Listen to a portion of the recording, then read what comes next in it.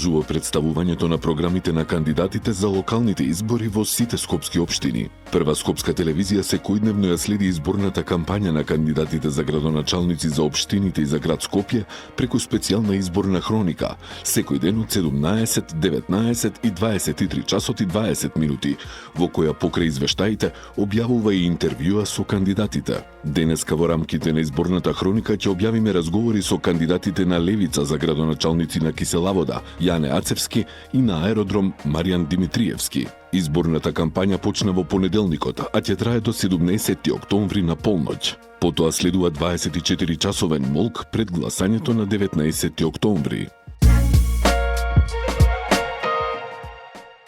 Скопје е претесно да ги прими сите возила кои се движат низ градот. Сообраќајниците се тесни и недоволни, а исто е и со местата за паркирање. Да паркираш возило е голем проблем, особено во централното подрачје, како и во Карпош, аеродром и Киселавода. Неретко се случува да се врти на улиците по 15 на минути за да се најде место за паркинг и на места каде тој се плаќа. Скопјани одамна апелираат дека нови паркинг места се неодложно потребни. Нема оправдување што досега не се направи на ова поле, многу повеќе отколку што се направи, а локалните власти ветуваа многу.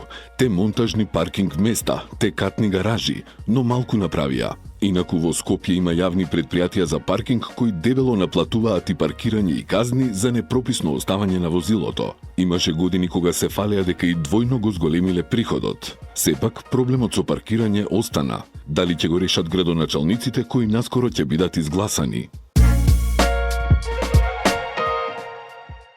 Горноводно утрово е побелено. Невообичаено ниските температури за овој дел од годината и обилните врнежи дури и на снег ја забелија планината. Скопјани утрово своите редовни обврски ги започнаа на температура од 3 степени, која во текот на денот едва се искачи до 8 степен. Ваквото време ќе потрае и следниот ден, пошто температурите ќе се качуваат, а сонцето повторно ќе не огрее од средината на следната недела. Утрово предвремено почна грејната сезона за потрошувачите приклучени на системот за централно грејење во градот Скопје, со кој управува АД-СМ. Но сепак дел од домовите останаа со студени радиатори, бидејќи топланите Исток и Запад, поради дефект на улицата Павел Шатев, не беа во можност да испорачуваат топлина. Кога ќе се отстрани дефектот, останува да се види. Иако согласно регулативата радиаторите треба да се загреат од 15 октомври, студеното време во овие неколку дена ги вклучи топланите во Скопје. Од снабдувачот посочуваат дека се до 15 октомври на нивната веб страница секојдневно ќе се објавува информација дали се исполнети условите за испорака на топлинска енергија за наредниот ден. До официјалниот почеток на грејната сезона 15 октомври, сите дефекти во скопскиот топлификацијски систем ќе бидат отстранети. Ова денеска го соопшти владата. Од таму стигна објаснување дека за време на летните проби откриени се околу 80 дефекти во дистрибутивната мрежа во Скопје кои се санирани. Но како што посочуваат, поради староста на мрежата настанале нови пукнатини на 2 секундарни вода, пошто одредени реони во Скопје привремено останаа без топлинска енергија на 2 и на 3 октомври. Сето тоа, како што е најавено, ќе се поправи до 15 октомври. Вработените во фирмите ќерки Флораком и Луна, кои се дел од јавното предпријатие Паркови и Зеленило, ќе продолжат со блокадите на улицата Илинденска, се додека не им се исплати августовската плата. Председателот на Синдикатот за комунално стопанство Стојан Чекашиковски предупреди дека најголем проблем е што вработените од овие фирми се оставени без здравствено осигурување. Тој ја потенцираше итната ситуација, нагласувајќи дека во двете фирми има голем број вработени кои се хронично болни.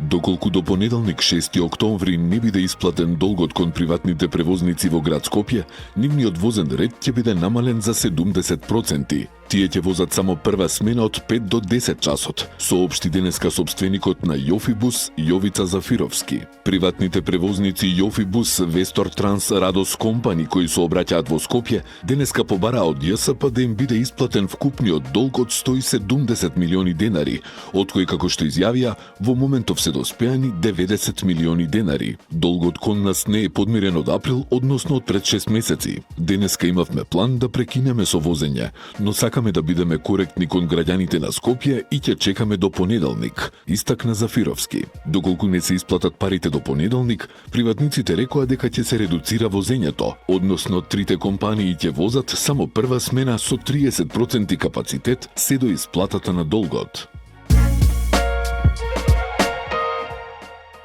Slow Food Водно в сабота во локалот Јавна соба по 4-ти пат ќе го организира фестивалот на биодиверзитетот, празник на автентичноста, локалното производство, здрави корења и полни софри. Организаторите најавуваат дека овој пат во фокусот ќе биде планинскиот чај. Целта и оваа година е поддршка за малите производители кои ја чуваат традицијата, но чекорат со современите вредности и трендови. На фестивалот ќе учествуваат на 25 производители од цела Македонија. Новата концертна сезона на Националната опера и балет се отвара вечерва со едно од најмоćните и најемотивни ремек дела во историјата на класичната музика – Реквием на Моцарт. Диригент ќе биде италијанецот Джанлука Мартиненги, а како солисти ќе настапат Билјана Јосифов, Николина Јаневска, Јане Донимагловски и Владимир Саздовски. Нив ќе ги придружува оркестарот и хорот на НОБ. Скопје ќе пулсира во ритамот на традиционалната манифестација Бела ноќ, која е во организација на град Скопје. Целиот град утре вечер ќе се претвори во отворена уметничка сцена со концерти, изложби, литературни читања, мултимедијални изведби и перформанси, достапни за сите граѓани и посетители. Програмата вклучува разни настани на различни локации, а организаторите истакнуваат дека Бела ноќ е символ на културната отвореност на Скопје и можност за поврзување на граѓаните и уметниците преку заедничко креативно искуство. Во кинотека денеска ќе биде прикажан филмот Екоскоп од уметникот Коле Манев, а ќе се одржи и дискусија за одржливо земјоделство. Настанот го организираат Go Green и чешката амбасада од Скопје, а целта е подигнување на свеста за еколошките прашања. Дискусијата ќе ја води реномирана земјоделска едукаторка од Чешка, која со својата експертиза и искуство во одржливите практики ќе понуди вредни сознанија за еколошките техники во земјоделството и за други поврзани теми. Сесијата ќе биде отворена за сите учесници заинтересирани да дознаат нешто повеќе за поврзаноста на земјоделството и еколошката одржливост. Во недела повеќето од улиците низ центар, аеродром и Карпош ќе бидат затворени, затоа што ќе се одржува традиционалниот скопски маратон. Како што соопштија организаторите, пријавени се повеќе од 14.000 тркачи од 58 држави. Тие ќе се надпреваруваат во 4 дисциплини – маратон, полумаратон, штафетна трка и трка на 5 километри.